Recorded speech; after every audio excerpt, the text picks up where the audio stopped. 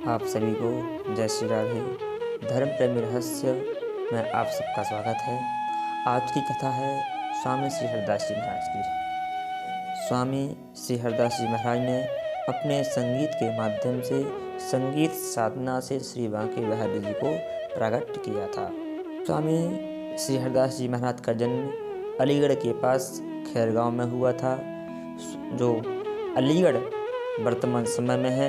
इसका नाम हरिदास जी के कारण ही इस शहर का नाम हरिनगर पड़ा था, जो वर्तमान में अलीगढ़ है।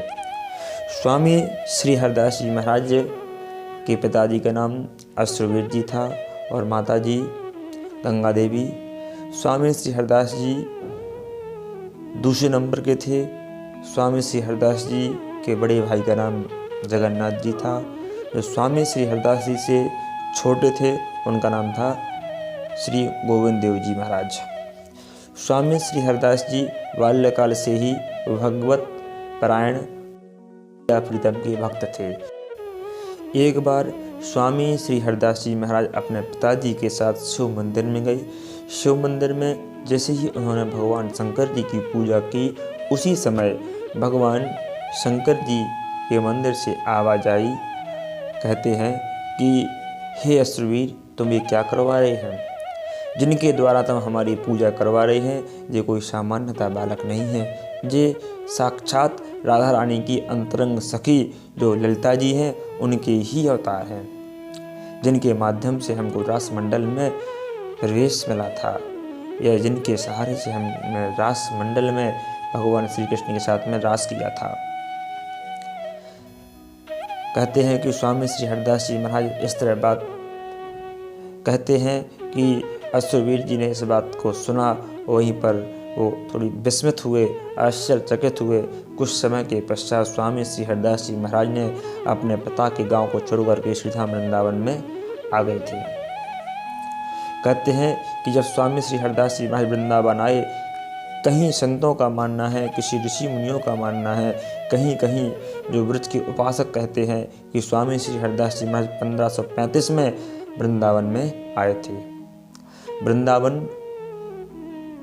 में उस समय घनघोर जंगल हुआ करता था। वृंदावन में चारों ओर कटीले वृक्ष और जंगली जीव जंतु भी रहा करते थे। यहाँ पर बहुत बड़ा जंगल था। आप कभी वृंदावन आए हों, देखा हो वृंदावन में आपने, आज भी वृंदावन में भी जो वृंदावन के वृक्ष हैं, आज भी उनका लगाव इस ब्रजधरा से है। वृंदावन के जो वृक्ष हैं, वृक्ष बरदम नीचे की ओर झुके रहते हैं। कहते हैं कि वृंदावन के वृक्ष को मरम न जाने कोई, डाल डाल अरु पात पात पर श्री राधे राधे होय। क्योंकि यहाँ के वृक्षों की बहुत ही महिमा है, यहाँ की रज की बहुत ही महिमा है। जब स्वामी श्री हरदास जी महाराज वृंदावन में आए, उस समय वृंदावन में उन्होंने संगीत की साधना किया करते थे।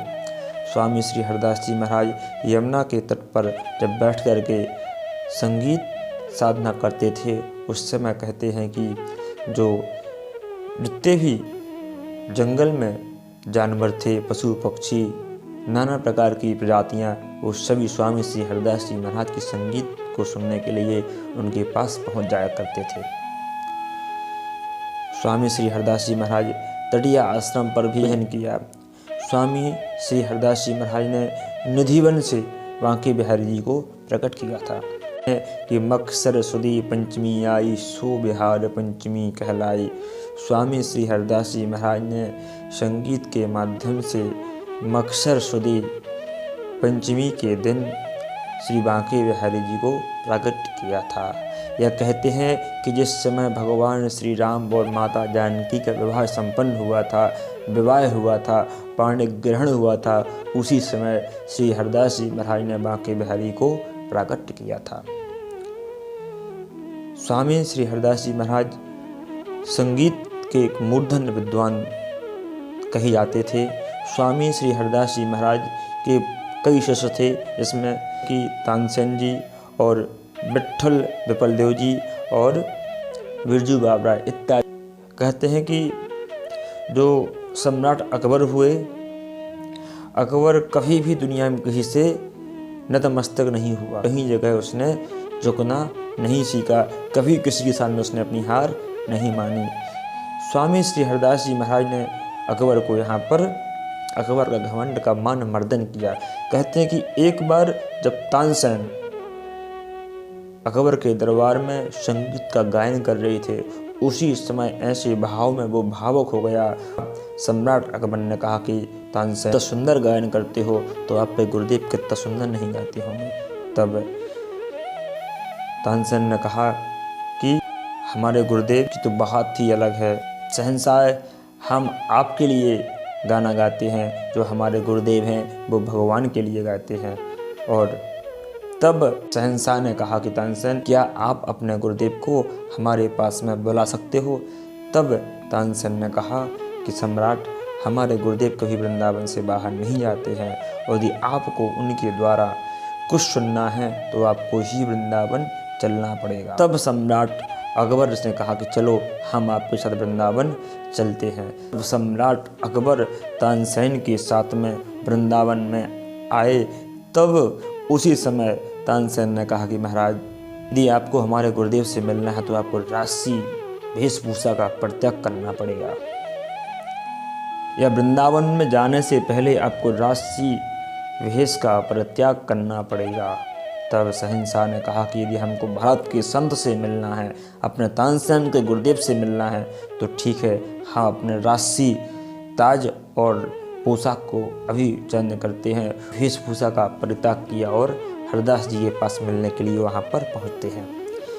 जिस तरह स्वामी हरदास जी से मिलने के लिए तानसेन और अकबर अंदर पहुँचते हैं, तो तानसेन ने स्वामी श्री हरदास जी महाराज को प्रणाम किया, और यहाँ पर अकबर ने भी स्वामी श्री हरदास जी को सलाम किया और प्रणाम किया।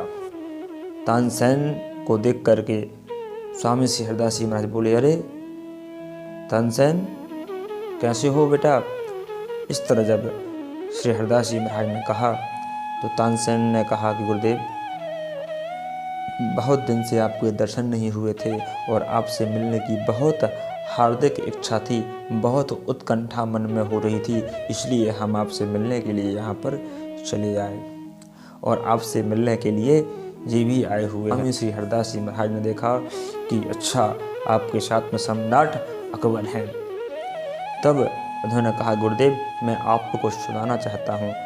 तानसेन को स्वामी श्री हरदास जी महाराज प्रेम से तन्नू भी कहा करते थे। तन्नू, सुनाओ।